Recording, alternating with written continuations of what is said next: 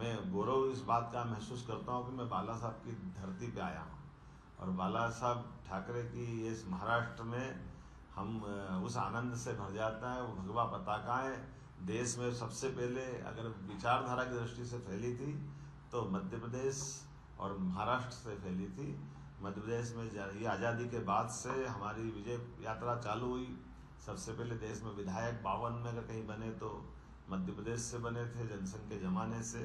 और भी बाकी भी राज्यों के साथ साथ मध्य प्रदेश में, जैसे मैंने कहा कि अगर हमारे मंदिर तोड़े गए, ये इतिहास भी है, तो मंदिरों का नया निर्माण चालू हुआ 250 साल पहले महाराज शिवाजी के समय से आज तक का भी समय है। और देवस्थानों के कारण से वर्तमान के दौर में सबसे ज़्यादा कष्ट किसी को हो रहा है तो कांग्रेस और कांग्रेस के साथ वालों को हो रहा है।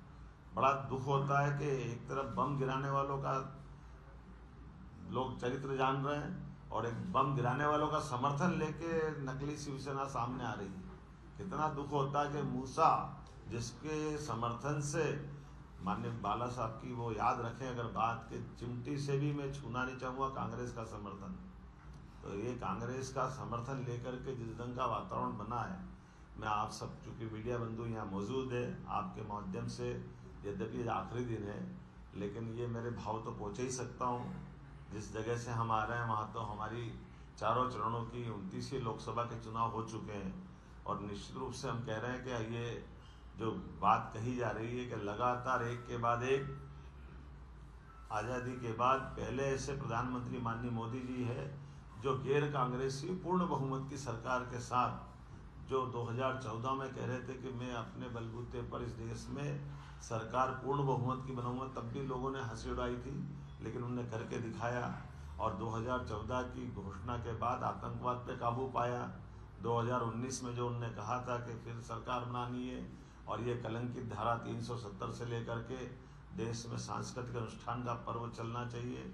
हम सब गवाह इस बात के कि चाहे भगवान राम के 5 साल के अंदर का फैसला सुप्रीम कोर्ट के आने के बाद से लगा करके कोविड काल की कठिन चुनौतियों से लगाकर सारे मसलों पे एक सरकार देशवासियों का कितना अच्छा ध्यान रखती है, इसके उत्कृष्ट उदाहरण भी हमारे सामने आए। और अब जब तीसरी बार आ रहा है तो मेरा तो और आनंद आता है जब भगवान राम आनंद से मुस्कुरा रहा है। अयोध्या में महाकाल के महालोक में आनंद छाया है, तो गोपाल कृष्ण क्यों सुने रहेंगे। हम तो उम्मीद कर रहे हैं कि जमुना जी के कृष्ण कन्हैया वो भी मुस्कुराए। और ये जो चुनाव है हम तो इसीलिए याद कर रहे हैं कि 2024 का चुनाव ये गोपाल कृष्ण के मुस्कुराने का है। हम जिस बात के लिए जाने जाते हैं, अभी कभी कोई लोग ये कहते हैं कि आप ऐसा क्यों कहते हो। अरे भाई, हम धर्म की बात नहीं कहेंगे तो अधर्म की बात कहेंगे क्या? हमको क्यों नहीं कहना चाहिए? जिस कारण से देश की दुनिया में पहचान है, भारत के लोग दुनिया में कहीं चले जाए और अपने देश का नाम न बताएं और लोग पूछे कहाँ से आए तो राम और कृष्ण की धरती से बता दें, तो अपने आप समझ में आ जाएगा कि भारत से आए।